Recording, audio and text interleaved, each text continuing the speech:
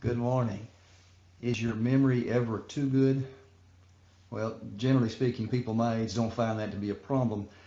Memory is a great thing, and we want to have a good memory. Sometimes we have really good memories of things like this beach trip that you're seeing behind me. That image was a couple of years ago at Panama City Beach. Yes, those are in fact my big ugly feet.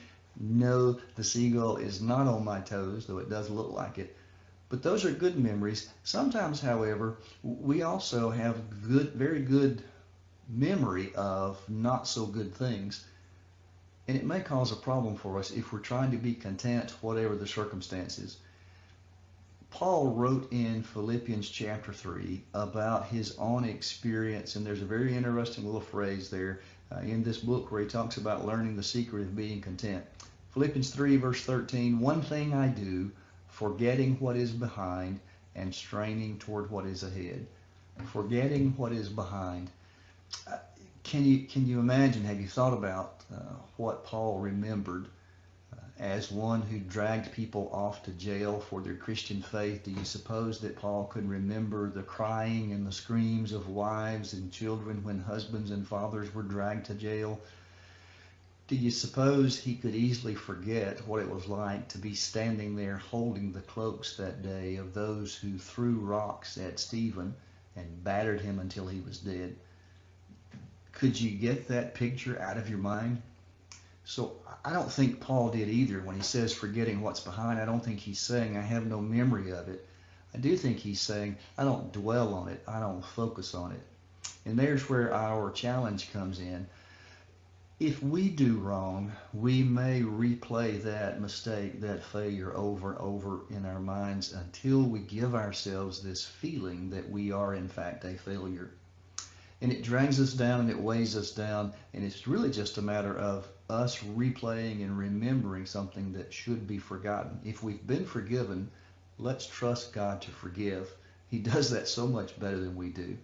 And sometimes what drags us down is we have a hard time forgetting what others have done. We may say we forgive them and feel like we have, and maybe we in fact have. But if we're not careful, we again replay those scenes and we relive those moments. And we think about what we could have said and should have said and will say.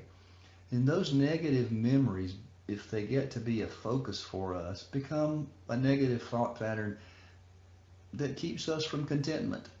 In the middle of this crisis, you may be replaying things that you have been frustrated about with elected officials, healthcare people, family members in your home when you've had to spend all the time together, whatever it is. Forgetting what is behind is one of the things that Paul seems to suggest is part of the secret of being content. So maybe our memory sometimes is too good, and maybe as we have time to think and reflect, we need to spend a little more time thinking about forgiveness and trusting in God's forgiveness of us and extending and remembering forgiveness for others.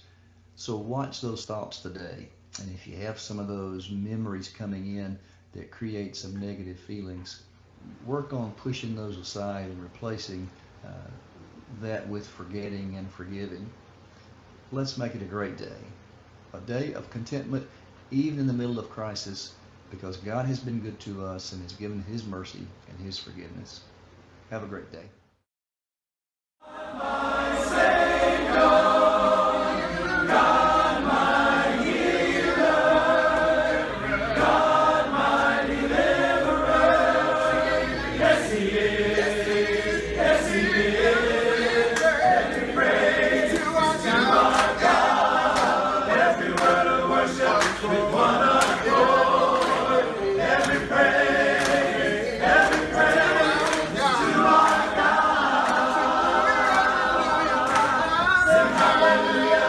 To our God.